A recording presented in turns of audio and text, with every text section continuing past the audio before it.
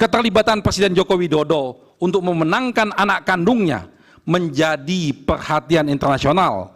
Hal ini terlihat dari pernyataan anggota Komite HAM, Center for Civil and Political Rights, CCPR PBB, Bakrewali Ndiaye.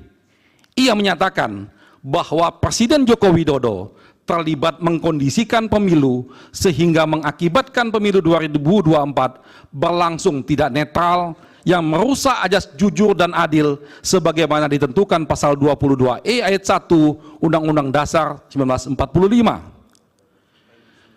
Tiga hal penting yang menjadi perhatian serius dari Bakrewali Ndiaye.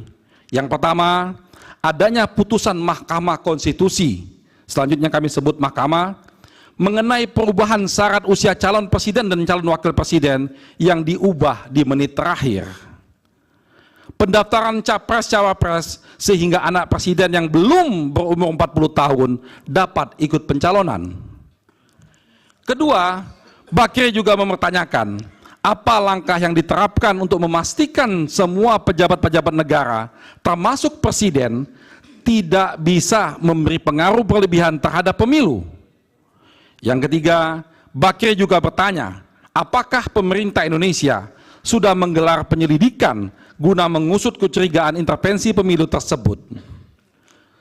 Pernyataan Bakri di atas sejalan dengan pendapat Syarabich yang menyatakan pemilu di beberapa negara dibayangi malpraktek atau manipulasi untuk kepentingan perseorangan ataupun partai politik dengan mengakibatkan kepentingan umum.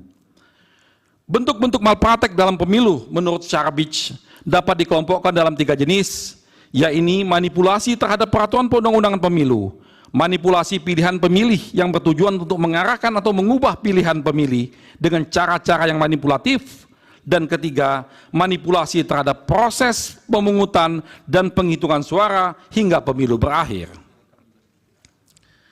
Ketiga jenis malpraktek tersebut secara sempurna justru terjadi dalam penyelenggaraan Pilpres 2024. Malpraktek Pilpres 2024 berawal dari ambisi Presiden Joko Widodo untuk melanggengkan kekuasaannya.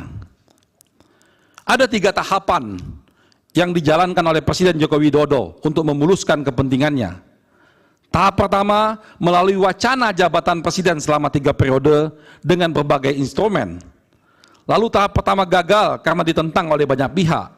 Selanjutnya Joko Widodo melancarkan tahap kedua berupa wacana perpanjangan masa jabatan.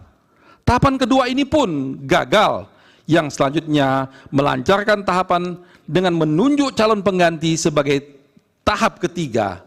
Tahap ini sudah dan sedang dijalankan.